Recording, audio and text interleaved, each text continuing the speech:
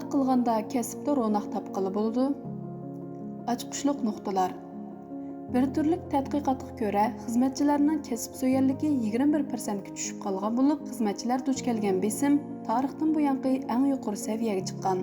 Bardamlik xizmatchilarning bugungi xizmat o'rnidagi aniqsizlik, yaklanish va to'xtovsiz o'zgarishlar qaynimida ro'naq tepishiga yordam beradi. Xavfga tavakkul qilishni rag'batlantiradigan tashkilotlarning xizmatchilarida psixologik bexatarlik shakllandi. Bugungi xizmat dunyosidagi to'xtovsiz o'zgarish, xiris va aniqsizliklar turmushimizga og'ir ta'sir ko'rsatmoqda. Xizmat o'rinlarimizda ro'naq tepishda emas, mavjudligimizni saqlab qolishda xirisga duch kelyapmiz. Gallup shirkatining 2022-yildagi xizmat o'rni ahvoli doklatiga qaraganda, xizmatchilarning kasb so'yarlik nisbati 21% ga tushib qolgan bo'lib, nurg'un xizmatchilar o'z xizmatidan rozi emasligini bildirgan. Xizmatchilar duch kelgan besimmo tarixdan buyangi eng yuqori saviyada turmoqda. Shu xil sabablar tufayli kishilar xizmat hayotidan ma'no topishga bargan sari tirishmoqda. Aktiv psixologiya sohasining boshlamchisi, Aktiv psixologiya markazining mudiri doktor Martin Seligman bilan LifeLinkning qurg'uvchisi Gabriela Rosen-Kellerman birlashib yozgan "Atini bilish, xizmatda ro'naq tepish, bardamlik, ijodkorlik va bog'lanish, hozir va aniqsiz kelajakda" degan kitob bugungi tez o'zgarayotgan xizmat muhitida qanday muvaffaqiyat qozonish ustida izlanishga qiziqadiganlarga umid bag'ishlaydi va bu haqda qimmatli tushunchalarni beradi. Men Kellerman bilan bardamlik, bog'lanish va ijodkorlik barpo qilishning bizning bugungi xizmat o'rnimizdagi aniqsizlik, yaklanish va to'xtovsiz o'zgarishlar qaynimida ro'naq tepishimizga qanday yordam bera oladiganligi haqida paranglashdim. Savol. Oldi bilan bardamlik haqida to'xtalib o'taylik. Biz shaxs bo'lish sifatimiz bilan qanday qilganda texmi bardam bo'la olamiz? Kellerman.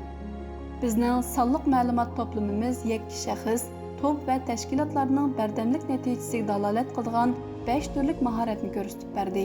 Bular tuvandikilardir. 1. Bilish elastiklikligi. Ya'ni xizmat muhitlariga tezlikda moslashish, muhitni tezdan ko'zdan kechirish va diqqatni yig'ib nishonni ishga oshirish iqtidori. 2. Hissiyotni tangshash. Ya'ni o'zining hissiyotini tonish, ularni qayta baholash, ondan sovuqqonlik bilan quruq hayajondan xoli holda qaror chiqarish iqtidori. 3. Umidvorlik, ya'ni kelgusiga umidvor va ijobiy tarzda muomala qilish xohishi. 4.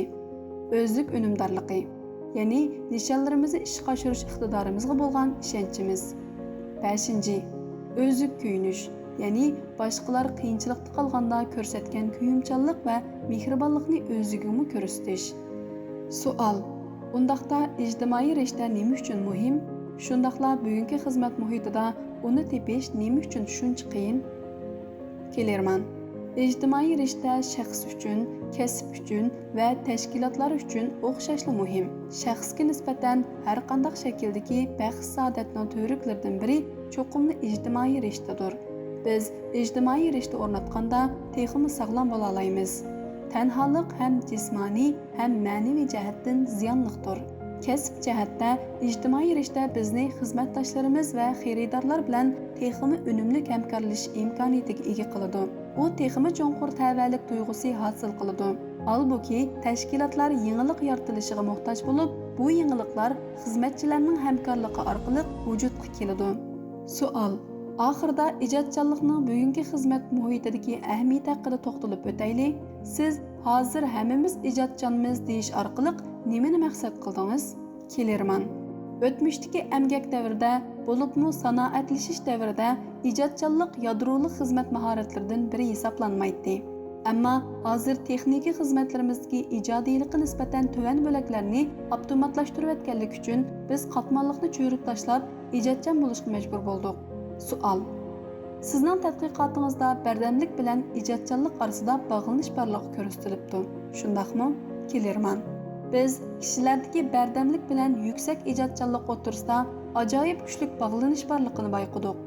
Bu xil bayqash tashkilotlar uchun kuchga ega.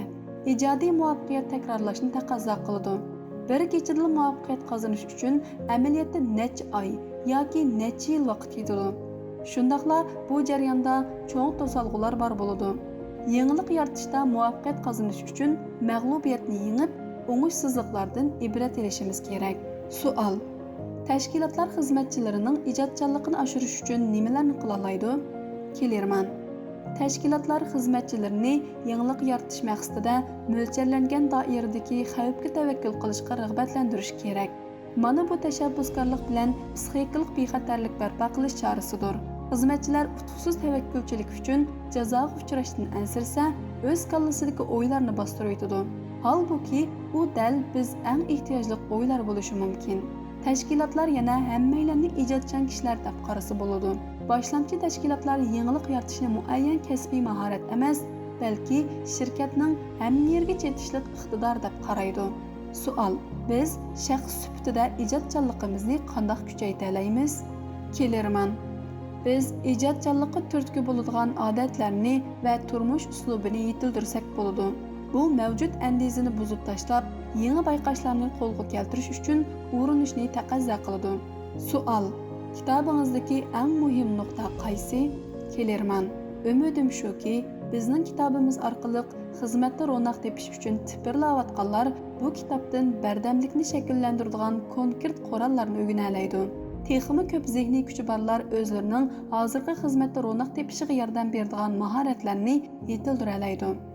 Kitobimizda asosliq gavdalantirilgani ilm-fanni asos qilgan umid bo'lib, hech kimning mag'lubiyatga mahkum emasligi ta'kidlanadi.